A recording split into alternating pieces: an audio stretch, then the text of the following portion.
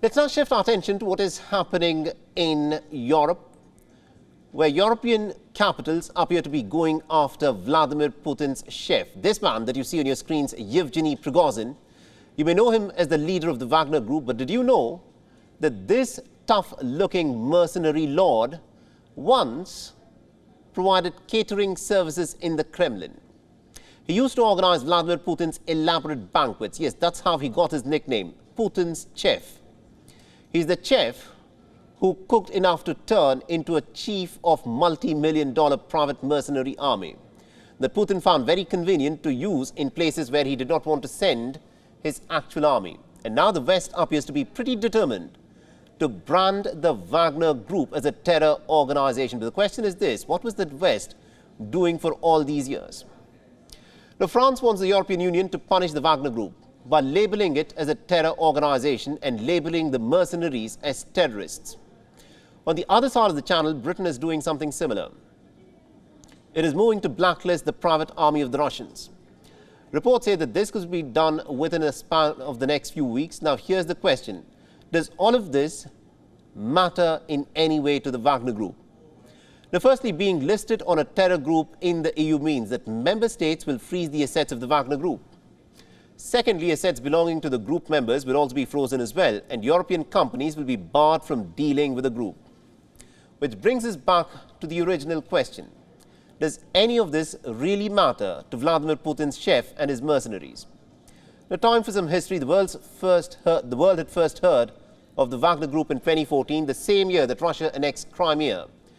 The Wagner Group reportedly enabled that its mercenaries were some of the little green men who annexed the Crimean Peninsula. Back then, the group was led by a man called Dmitry Utkin. He was a retired military officer and reportedly an admirer of Hitler, who in turn was a fan of the German composer Richard Wagner. So Utkin named his private militia as the Wagner Group. Ironically enough, what is interesting is that its mercenaries now claim to be leading Russia's denazification mission in Ukraine. They're being accused of rape, of robberies, torture, assault, and massacre. But Ukraine is not the only frontier Wagner Group operates in. You'll find that the private army is very active in Sudan at this moment, in the Central African Republic, where it controls several gold mines, in Libya, where it protects Prigozhin's investments, in Mali, and even in the Congo Basin, where it has been reportedly allocated a 30-year permit to get into timber business.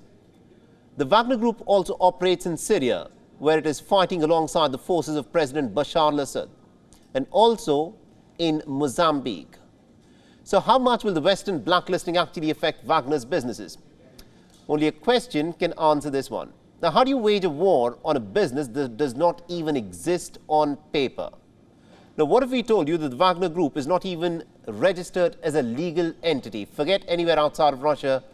Not even in Russia is the Wagner Group registered as a legal entity. So how do you ban it? The planned Western blacklisting will make it into a criminal offense to work for the Wagner Group. But the point is, there are no contracts on paper.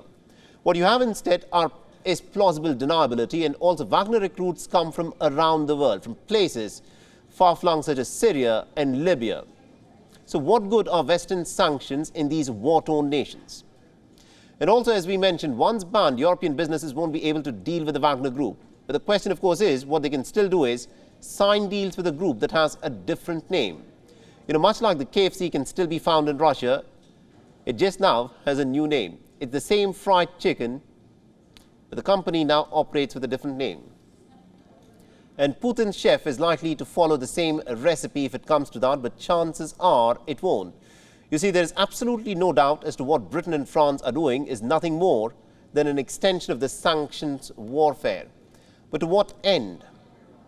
Yevgeny Prigozhin and his group have already been sanctioned by the EU and the United Kingdom, not once but repeatedly. And yet the Wagner mercenaries continue to fight in the battlefields of Ukraine and win cities in Ukraine. In other words, Europe's blacklisting business is symbolic at best and futile, completely futile at worst.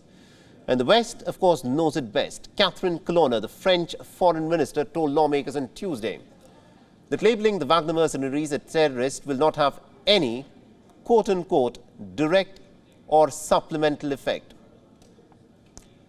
So what's the point then? Here's what the minister also went on to state. We should not underestimate the symbolic importance of such a designation, nor the dissuasive effect that this is likely to have on states tempted to turn to the Wagner Group. Well, I don't know when was the last time symbolism managed to win a war. WION is now available in your country. Download the app now and get all the news on the move.